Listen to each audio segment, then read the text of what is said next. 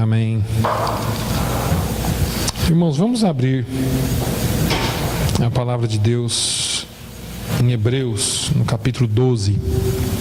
Hebreus, capítulo de número 12. Enquanto você abre, eu vou fazer mais uma oração. Pai, eu te louvo e te agradeço pela oportunidade que o Senhor me dá de falar sobre a Tua palavra. Quero te pedir, Senhor, a Tua misericórdia e a Tua graça sobre a minha vida, que eu possa falar de acordo com o que o Teu Espírito Santo colocou no meu coração, e que nenhuma palavra seja perdida, mas que nós venhamos aproveitar e viver a Tua palavra nas nossas vidas. No nome de Jesus é que eu te peço. Amém. Hebrews chapter 12, verse 1, somente o versículo 1.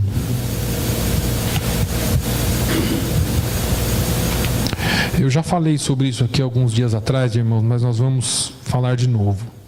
Portanto, visto que nós também estamos rodeados de tão grande nuvem de testemunhas, deixemos todo o embaraço e o pecado que tão de perto nos rodeia, e corramos com perseverança a carreira que nos está proposta.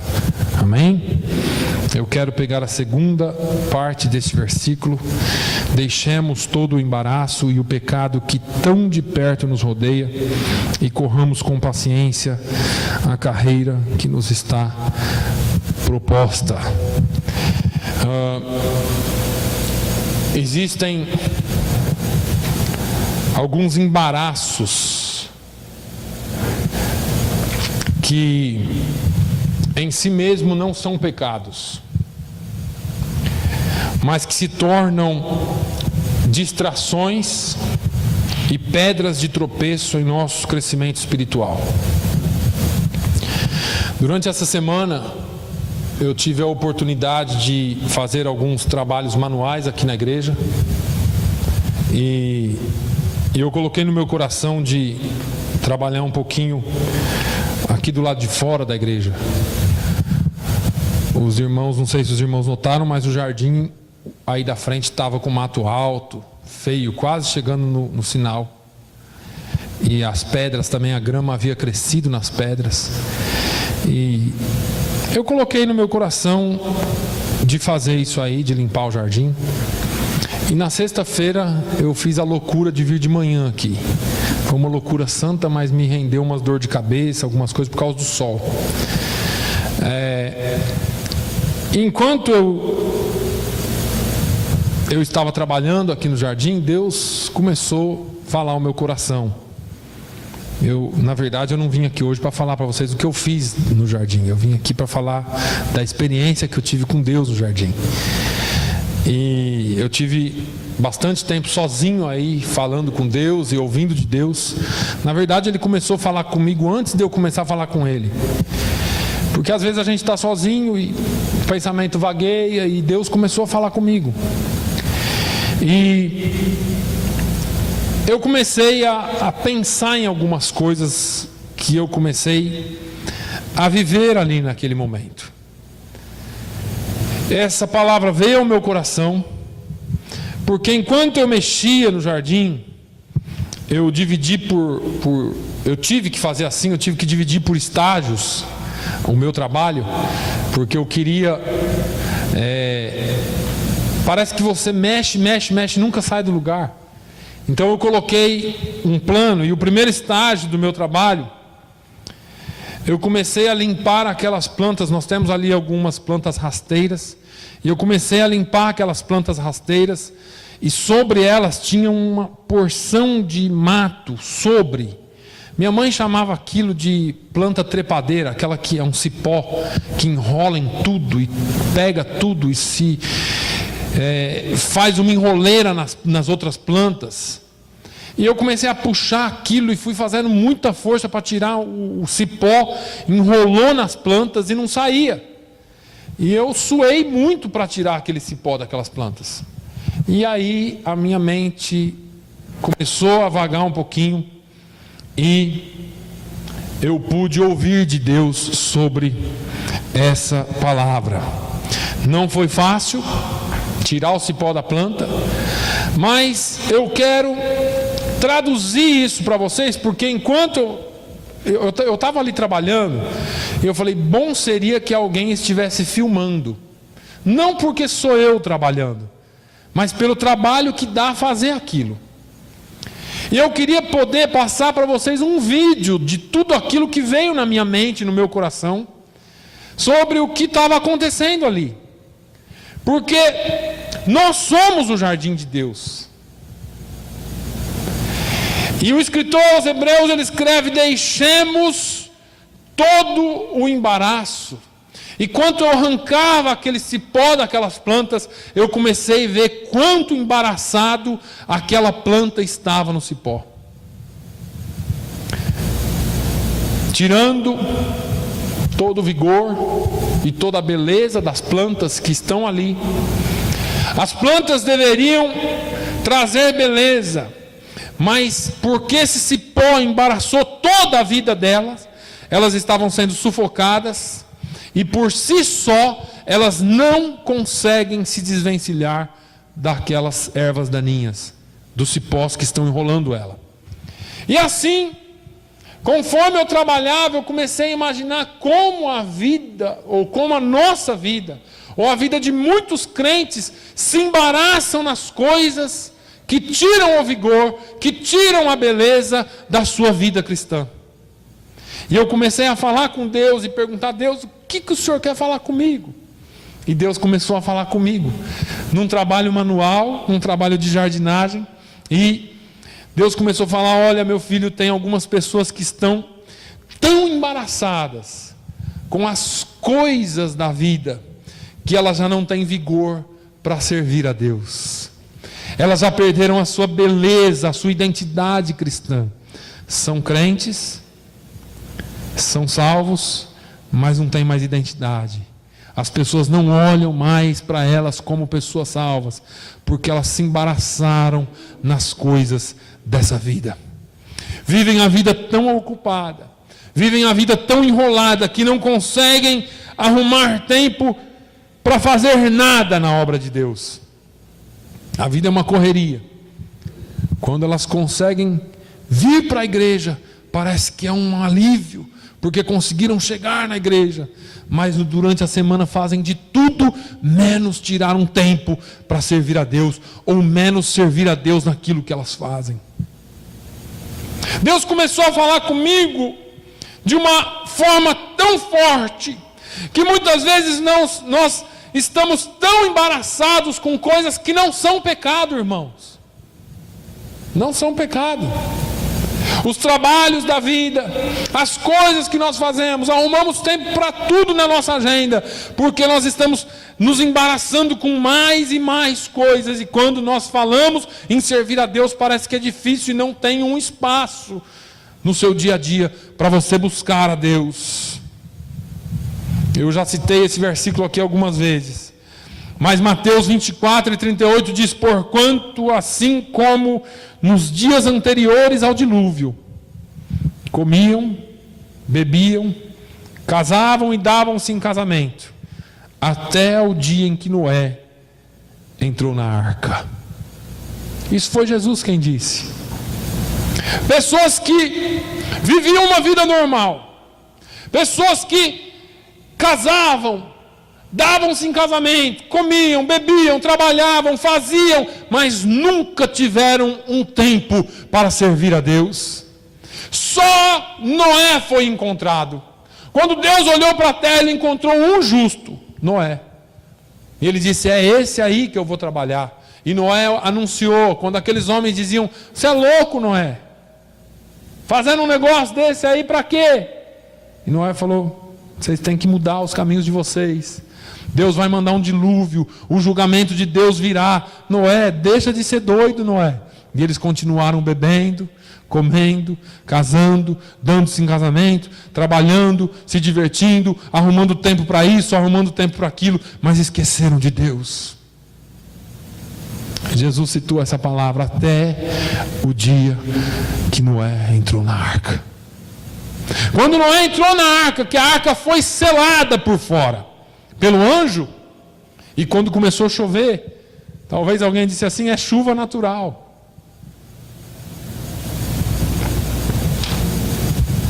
as coisas acontecem na sua vida. Deus fala com você. Deus manda um sinal para você. Deus fala ao seu coração. E você continua dizendo, não, tudo isso é coincidência. Não vai acontecer. Mas o Senhor te trouxe aqui essa manhã para te dizer que você precisa dar um tempo para Ele. Você precisa tirar um tempo na sua vida para Ele. Você, ou nós, muitas vezes vivemos a nossa vida tão intensamente que nos esquecemos do nosso Criador 6 dias por semana, e no 7º nós viemos. Nós chegamos à igreja para buscá-lo algumas horas, e às vezes nós estamos como meu filho, pai, vamos embora, pai, eu quero ir embora, já vim no primeiro culto. 2 ou 3 horas que nós ficamos na presença de Deus. O escritor aos Eclesiastes disse, lembra-te também do teu Criador nos dias da tua mocidade, antes que venham os maus dias e cheguem os anos dos quais venhas a dizer, não tenho neles contentamento. É hora de você lembrar de Deus já. O Senhor te chamou para servi-lo. Pessoas que fazem tantas coisas e arrumam tantos embaraços na vida, e a vida passa desapercebida ou despercebida. Quando percebem, pode ser que já seja muito tarde. Aconteceu assim nos tempos de Jesus. Jesus contou uma parábola em Lucas 14, 17 e 20. E ele disse que um senhor preparou uma ceia para muitos convidados. Você conhece a história. E no dia da ceia, ele mandou os seus agentes ou os seus empregados chamar os convidados. E a parábola diz assim, a hora da ceia mandou o seu servo dizer aos convidados, vinde, que já está tudo preparado. E todos a uma começaram a se desculpar. Disse-lhe o primeiro, comprei um campo, importa ir vê-lo. Rogo-te que me hajas por escusado ou por desculpado. E outro disse, comprei 5 juntas de bois e vou experimentá-los. Rogo-te que me hajas por escusado. E outro disse, casei e portanto não posso ir. E as pessoas arrumam desculpas que não são pecado, irmãos, são coisas da vida, mas que estão tomando, embaraçando o seu tempo de servir a Deus. E um dia desses alguém disse assim,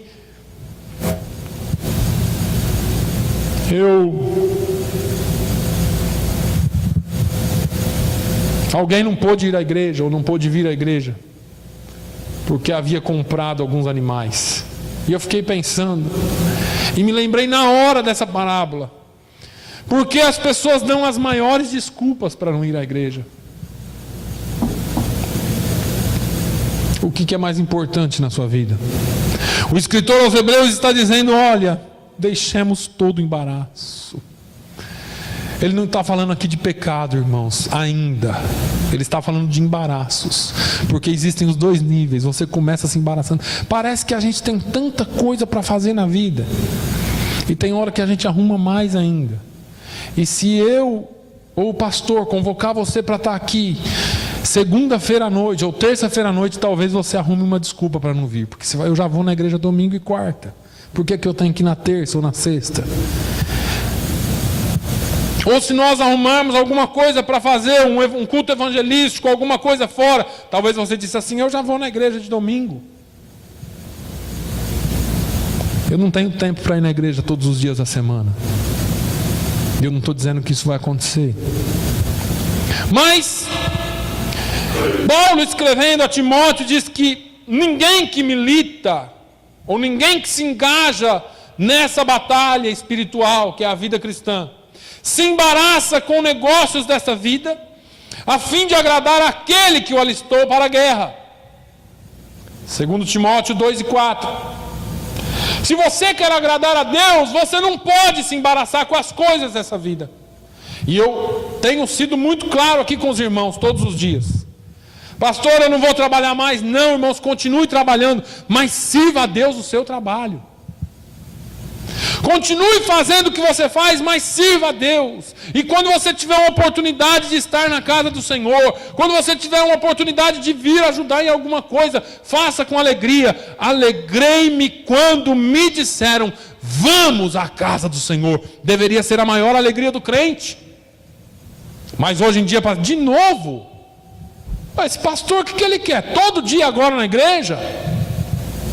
Todo dia agora tem culto, todo dia tem uma coisa. A gente não tem descanso, como se a igreja fosse um cansaço.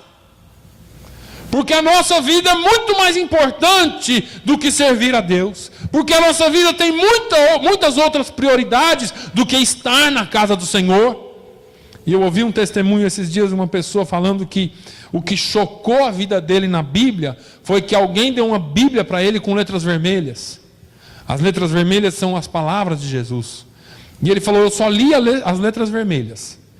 Só que eu levei um susto, porque são essas letras aqui. Não sei se sua Bíblia é, mas quando Jesus fala alguma coisa, as letras são vermelhas. Mas eu levei um susto, porque quando eu comecei a ler aquilo e comecei a observar, eu percebi que a igreja estava fazendo tudo ao contrário do que Jesus tinha falado. A igreja não fazia nada do que Jesus estava falando. E por isso que ele se engajou e começou a fazer a diferença na comunidade dele. Porque ele começou a fazer o que Jesus havia mandado. E às vezes eu me pego e pego nós e nos pego fazendo ao contrário daquilo que Jesus mandou fazer. Quantas vezes nós estamos distraídos e nos deixando envolver por coisas e nos embaraçando com coisas e deixando de fazer aquilo que Jesus nos mandou fazer. Quando eu comecei o segundo estágio do meu projeto, eu comecei a arrancar aqueles arbustos grandes que crescem, que é fácil, você pega no pé dele, puxa, ele sai. Eles aparecem quase que do nada. São matos que crescem muito rápido. Só que eles tiram a visão daqueles que estão olhando para o jardim.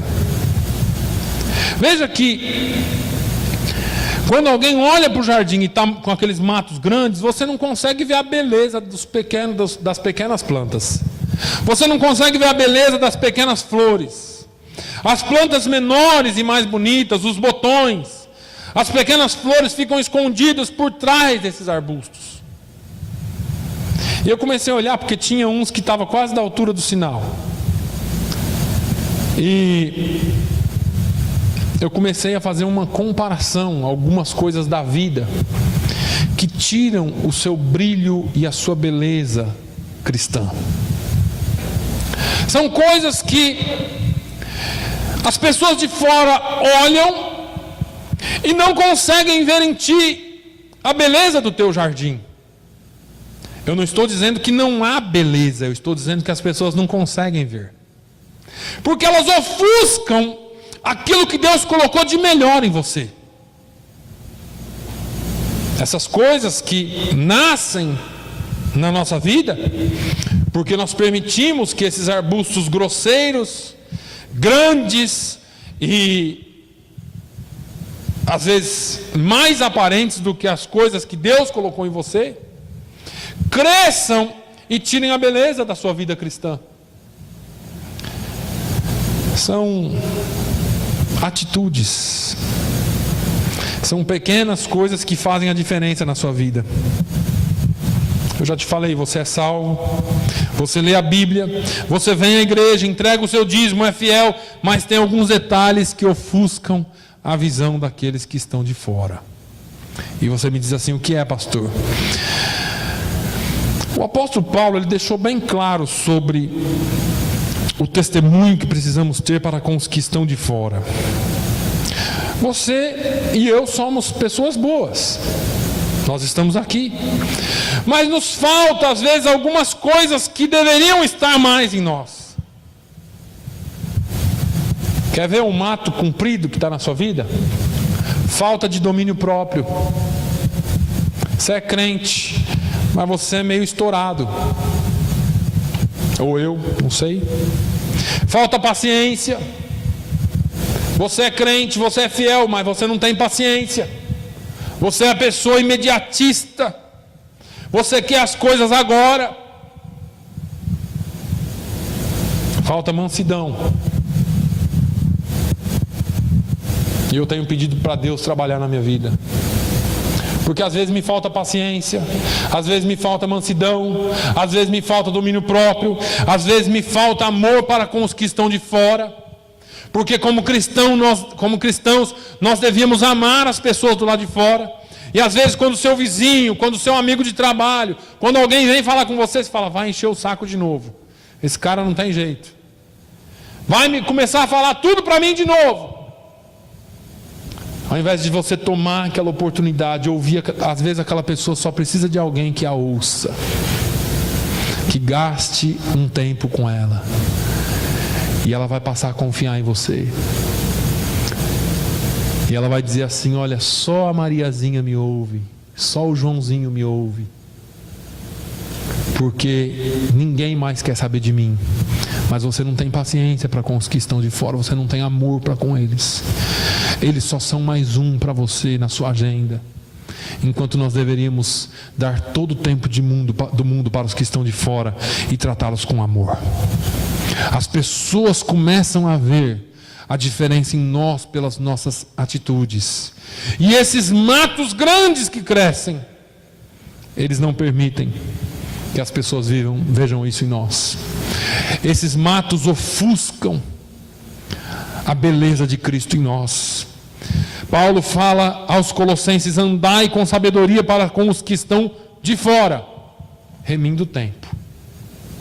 Ele ainda fala aos Tessalonicenses, para que andeis honestamente para com os que estão de fora, e não necessiteis de coisa alguma.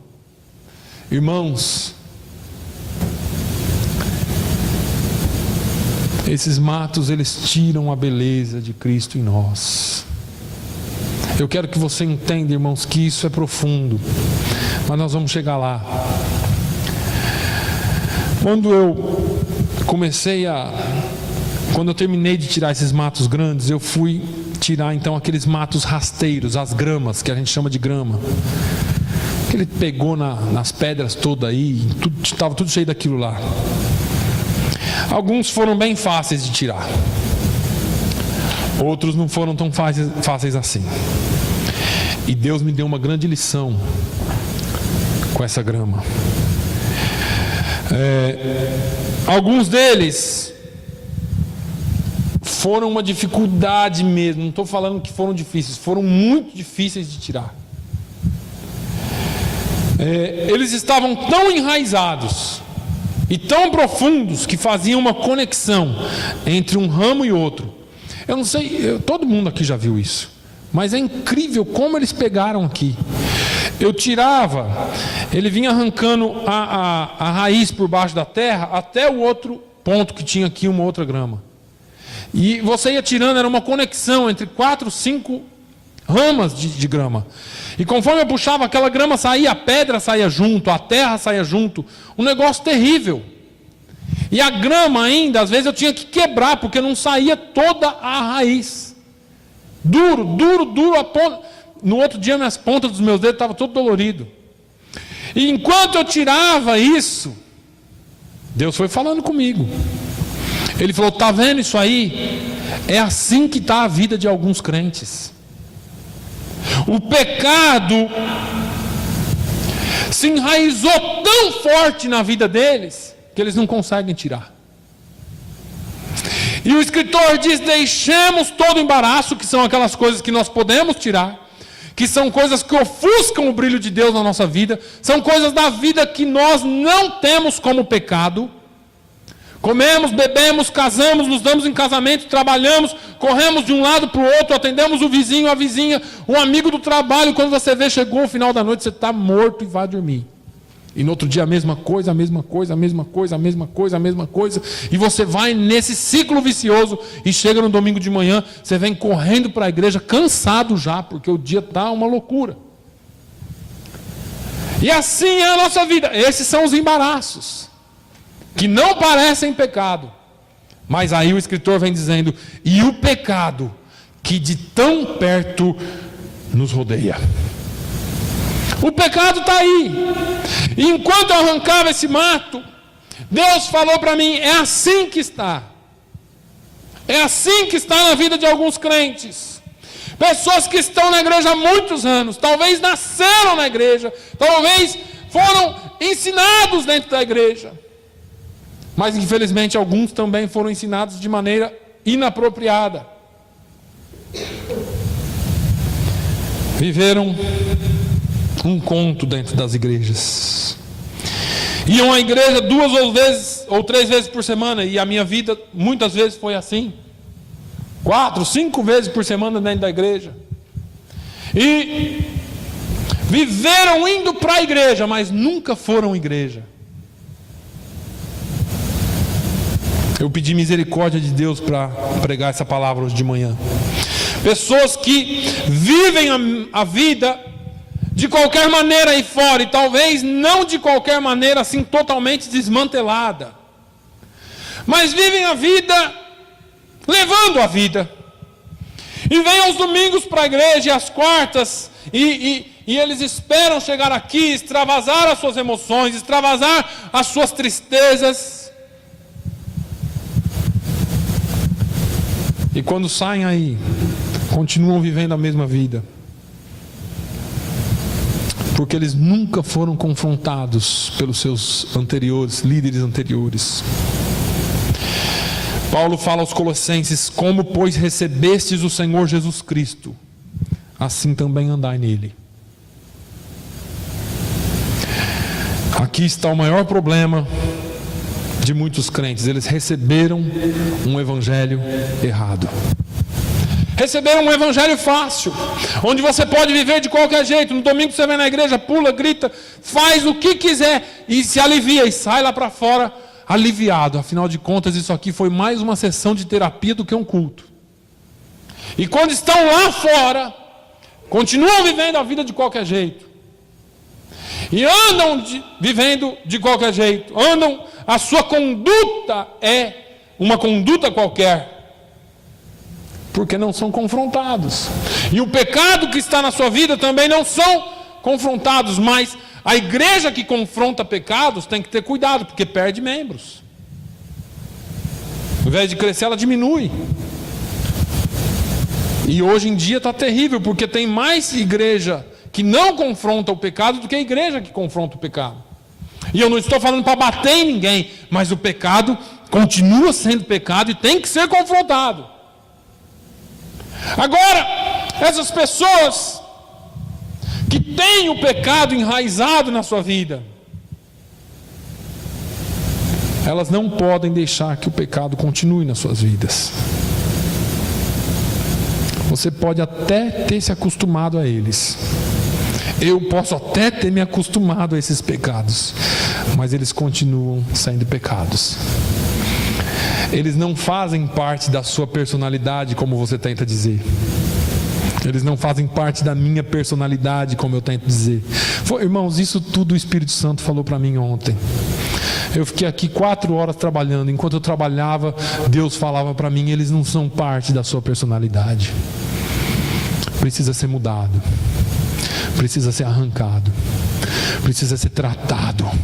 Tem que ser arrancado pela raiz. Ele é assim mesmo. Ele não é assim mesmo. Vida de pecado não é a vida que Deus criou para você, que Deus intentou para você. Deus fez você para viver uma vida santa, uma vida digna de ser cristão. Alguns definem esse tipo de crente como leviano, mas os crentes levianos não vão morar no céu. Eu não estou dizendo para você sair da igreja, eu estou dizendo que a sua levianidade não te faz entrar, ou não te permite entrar no céu. Elias, quando confrontou o povo de Israel, ele disse assim: até quando cocheareis entre 2 pensamentos? Até quando vocês estarão em cima do muro? Levianos, eu não sei, de vez em quando eu estou aqui, de vez em quando eu estou desse lado, e você fica brincando com Deus. Deus quer uma atitude firme da sua parte. Levianos não herdam a vida eterna. Levianos não vão para o céu. Precisa haver uma decisão. Você precisa ser crente em todo tempo, ou você corre um sério risco. Jesus, quando escreveu as cartas para a igreja, falou: João, escreve aí.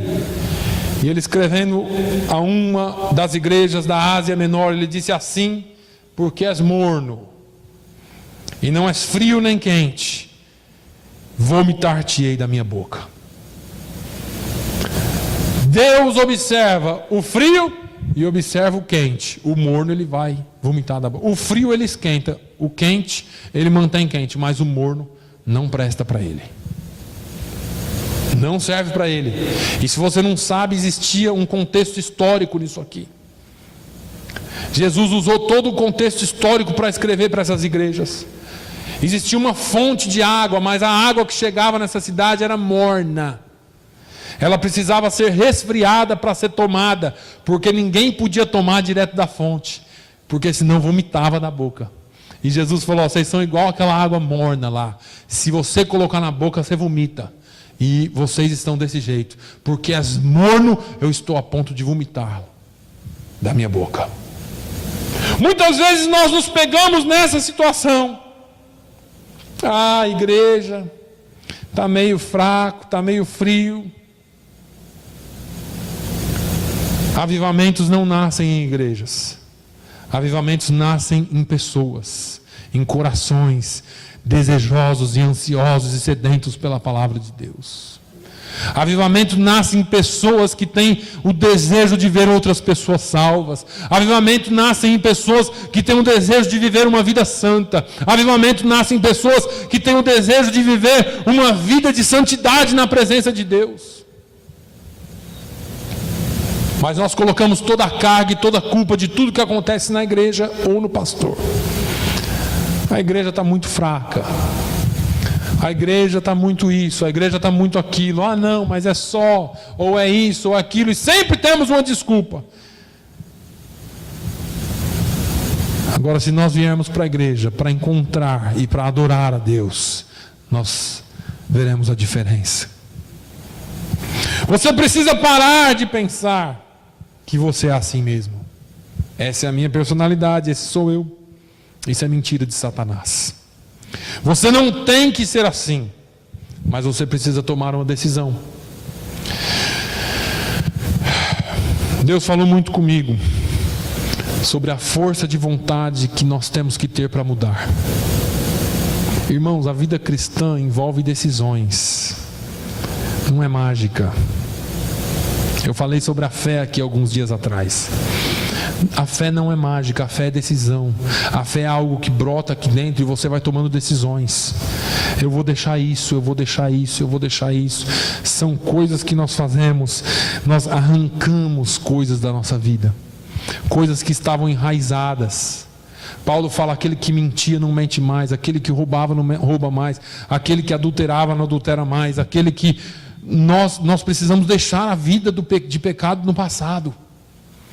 Paulo falou: se alguém está em Cristo, é nova criatura, as coisas velhas já passaram e eis que tudo se fez novo. Isso é uma luta constante. Paulo ainda falou: olha, a minha carne milita contra o meu espírito contra a minha carne. É uma luta terrível, mas alguém vai vencer no final. Agora, precisamos tomar decisões. Precisamos tomar a decisão de arrancar alguns pecados da nossa vida.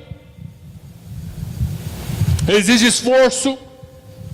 Esses pecados não saem assim tão facilmente.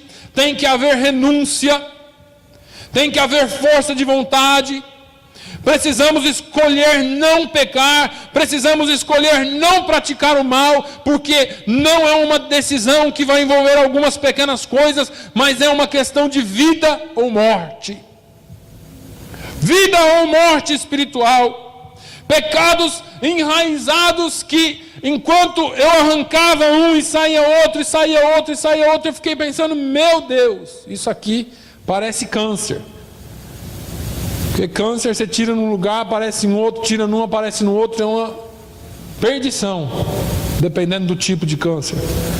E o Senhor estava falando comigo: é exatamente isso. É um câncer espiritual. Gripe e resfriado nós tratamos com aspirina. Câncer se trata com um tratamento pesado. É quimioterapia, é radioterapia. E o pior de tudo que você não sabe. Ou você sabe, eu vou te lembrar. Todo tratamento pesado tem um efeito colateral. E aí você vai falar, o que você quer dizer com isso, pastor? Dores, perdas, desconforto, mudanças, mas é preciso tomar uma decisão na sua vida. Você vai sofrer dores, você vai sofrer perdas, você vai sofrer mudanças dramáticas na sua vida, mas você precisa ser tratado. Nós precisamos ser tratados para que haja mudança. Deus quer tratar você. Enquanto eu estava trabalhando também, eu tive uma visão diferente de alguma coisa. Tem uma planta ali nas pedras, você pode ver, elas são individuais, uma plantada distante da outra. E tinha uma moita delas que estava grande. E eu passei por ela e arranquei todos os matos em volta, e depois eu falei, essa aqui é maior. E eu olhei para ela, e não é que ela era maior, é que o mato nasceu bem do lado dela e era muito semelhante a ela. Incrível. E eu fiquei olhando em dúvida qual era a planta e qual era o mato. Até que eu achei o pezinho de mato e arranquei, e ficou a moitinha bonitinha da planta ali com a flor, e aquele mato todo muito parecido com ela. E às vezes nós temos um negócio tão enraizado na nossa vida, e tão próximo de nós, vivemos isso tanto no dia a dia, que nós achamos que aquilo é nós mesmos. E as pessoas olham para você, não, aquilo é assim mesmo.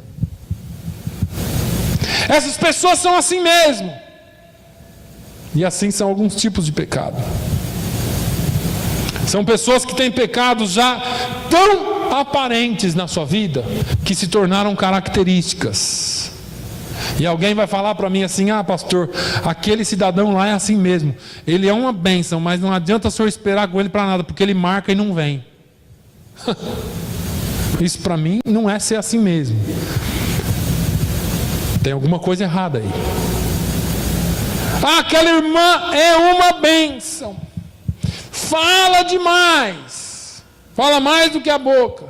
Não dá nem para acreditar no que ela diz. Mas ela não perde um culto e fala línguas que é uma maravilha. Mas não dá nem para acreditar no que ela diz. E as pessoas vão criando características. O pecado está tão junto da vida dela, que passa a ser muito parecido com ela. E se torna uma característica dela. Aquele ali é bonzinho, é uma bênção, vem todo culto, mas deve para a cidade inteira. E se tornou uma característica dele. E a gente fica pensando, mas será que ele é assim mesmo? Será que ele nasceu para dever para todo mundo? Será que ele nasceu para ser desonesto? E as pessoas com medo de falar que ele é desonesto, porque isso é muito duro, fica falando, ele é bonzinho, mas coitado, tem tanto problema, deve tanto. Eu não estou falando de um acidente de percurso, eu estou falando de características que as pessoas assumem como sendo delas, que na verdade são pecados que precisam ser removidos. E precisa de muita força de vontade. Tivemos casos aqui na igreja de pessoas que falaram assim, olha, nós estamos enrolados. E nós sentamos com o pastor e falamos, olha, vai ter que mudar. Você vai ter que sair da sua área de conforto, fazer assim, assim. O pastor é um bom administrador, mostrou soluções cabíveis e prontas.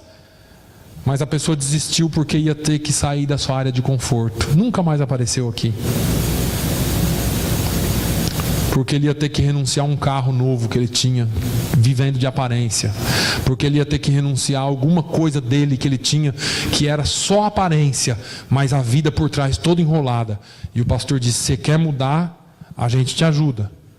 Mas você vai ter que vender esse carro, andar com um carro mais simples. Você vai ter que fazer isso aqui, deixar isso para trás, para que você possa parar de viver de aparência e pagar suas dívidas. E a pessoa nunca mais apareceu. Porque as pessoas não querem ser confrontadas, porque as pessoas não querem sofrer perdas, sofrer dores. É melhor você perder hoje, irmão, e na frente Deus te abençoar pela sua fidelidade a Ele, pela sua honestidade, do que você viver de aparência a vida inteira e ir de carro novo para o inferno. Eu estou falando aqui de coisas práticas, que talvez você esteja falando, mas por que o pastor está pregando isso hoje? Porque são coisas práticas que vão te ajudar a ir para o céu. Não adianta eu fazer muito barulho aqui, irmãos, como a gente vê em alguns lugares. As pessoas, aquilo que eu falei, a igreja se tornou um dia da semana que eu frequento. Eu vou à igreja, mas eu não sou igreja. Servir a Deus é um dia da semana. Eu vou lá na igreja, frequento a igreja, pulo, grito, extravaso as minhas emoções, mas na segunda-feira eu estou fazendo tudo o que eu fazia no sábado. Só deixei de fazer no domingo, porque domingo é o dia do Senhor. Isso é uma mentira, é um conto de fadas. Nós precisamos viver vida cristã, porque Deus tem para nós coisas boas sim, mas nós precisamos viver uma vida digna na presença dEle. E o pecado se entrelaça na vida dessas pessoas. E essas pessoas acham que são assim mesmos. E essas coisas nem te incomodam mais. As pessoas se acostumaram tanto que preferem viver assim do que ter a vida transformada. Você tem perdido a oportunidade de viver uma vida santa e de ser abençoado. Tudo que você faz parece que não dá certo. Quanto mais você busca, mais vazio você fica. Você precisa de um conserto com Deus, mas tem que ter decisão. Pequenas coisas que têm feito você parar na carreira, Deus quer mudar a vida e a história da sua vida hoje. Hebreus fala: deixemos todo o embaraço e o pecado que de tão perto nos rodeia, e corramos com paciência a carreira que nos está proposta. Deus tem o melhor para você. Isaías 58:11 diz: o Senhor te guiará continuamente e fartará a tua alma em lugares áridos, fortificará os teus ossos. E aí vem a promessa: e serás como um jardim regado, como um manancial cujas águas nunca faltam. A promessa de Deus nesse versículo é maravilhosa. Ele te guiará continuamente. Arranca o pecado da sua vida, porque Ele te guiará continuamente. E quando a terra parecer árida, quando a terra parecer seca, quando a terra parecer um deserto, Ele fartará a tua alma nos lugares áridos, fortificará os teus ossos. E a promessa: e serás como um jardim regado, sem mato, porque o próprio Deus cuidará de você. Ele limpará tudo aquilo que precisa ser tirado. Serás como um jardim regado e como um manancial cujas águas nunca faltam. Precisa haver decisão. Feche os seus olhos. Fala com Deus nesse momento. Você pode estar dizendo: pastor, eu tenho um amigo que tinha que estar aqui hoje ouvindo isso. Eu acredito que não. Eu acredito que Deus trouxe aqui só aqueles que tinham que ouvir isso, inclusive eu. Precisamos tomar decisões na nossa vida. Decisões que às vezes trazem dores, às vezes vão trazer perdas, às vezes vão trazer desconforto. Mas quando você arrancar todos esses matos do seu jardim, ou quando você permitir que Deus arranque os matos do seu jardim, as ervas daninhas do seu jardim, Ele vai trabalhar em você. Ele vai fortificar os seus ossos. Ele vai saciar a sua alma em lugares áridos. E você será como um jardim regado. Você será como um manancial cujas águas nunca faltam. Meu Deus, eu quero orar pela tua igreja hoje, e eu me incluo na tua igreja. Senhor, eu quero orar para que o Senhor esteja nos tratando. A começar em mim, Senhor, remova tudo o que não provém de ti. Senhor, eu quero confessar os nossos pecados. Pecados que estão aí há tanto tempo, que precisam ser tirados, precisam ser removidos. Nos acostumamos a eles e eles vão criando raízes, e eles passam a ser parte de nós, parte do nosso caráter, se tornam características. Mas nós não queremos ser caracterizados por pecados, nós queremos ser caracterizados por virtudes e fruto do teu Espírito. Nós queremos ser vistos como crentes. E mesmo que nos olhem de cima para baixo, mas eles saibam que existe um Espírito excelente em nós. Que eles saibam que existem características suas em nós. Meu Deus, nós somos filhos. E muitas vezes nós parecemos mais estranhos. As pessoas olham para nós e não sabem o que somos, e nós olhamos para nós e não sabemos o que somos. Nós somos filhos. Faça-nos entender que somos filhos, que nós viemos, Senhor, para te adorar, que nós estamos aqui para buscar a tua face, nós estamos aqui para mostrar ao mundo e sermos testemunhas a esse mundo.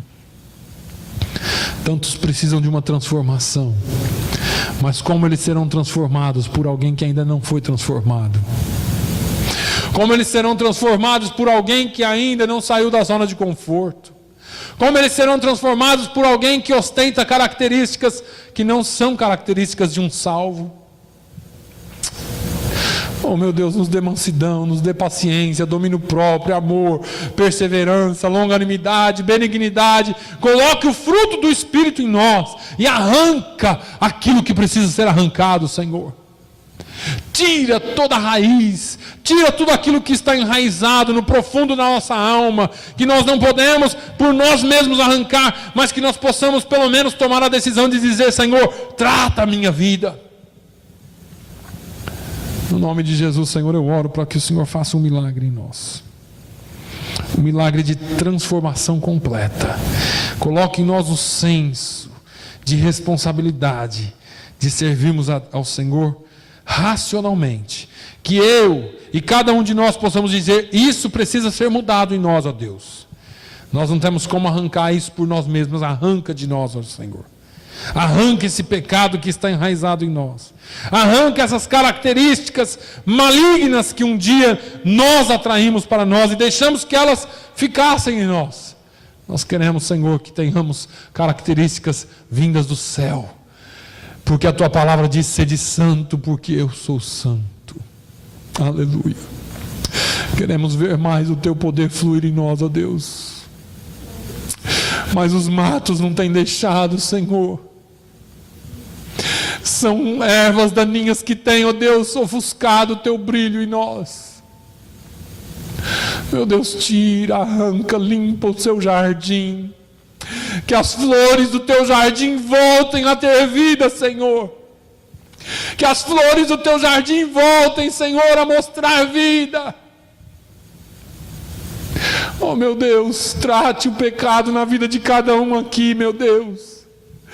E nós somos tão poucos, mas que nós possamos trazer vida para esse lugar, trazer, Senhor, festa e alegria para esse lugar, que as pessoas possam olhar em nós e ver diferença e mudança.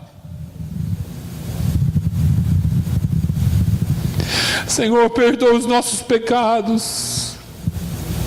Limpa-nos e ficaremos limpos, Senhor, como o salmista disse. Transforma as nossas vidas, Senhor, no nome de Jesus. Senhor, que haja um conserto individual e um reavivamento individual na vida de cada um. Que nós possamos parar de colocar a culpa no outro, colocar a culpa na igreja, no pastor, no sistema. Nada disso tem culpa. A culpa está em nós, em cada um de nós, de não nos achegarmos mais a Ti, de não buscarmos mais a Ti.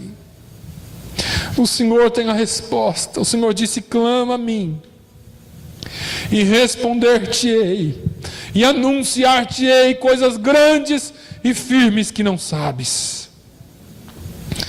Senhor, nós estamos clamando a Ti nessa manhã. Que o Senhor venha anunciar aos nossos corações coisas grandes e firmes que nós ainda não sabemos, mas que nós venhamos a depender mais de Ti. No nome de Jesus, ó Deus, no nome de Jesus, eu oro agradecido. Que o amor de Deus, a graça do nosso Senhor e Salvador Jesus Cristo, a comunhão e a consolação do Espírito Santo, seja sobre todo o povo de Deus, hoje e sempre. Todos dizem amém.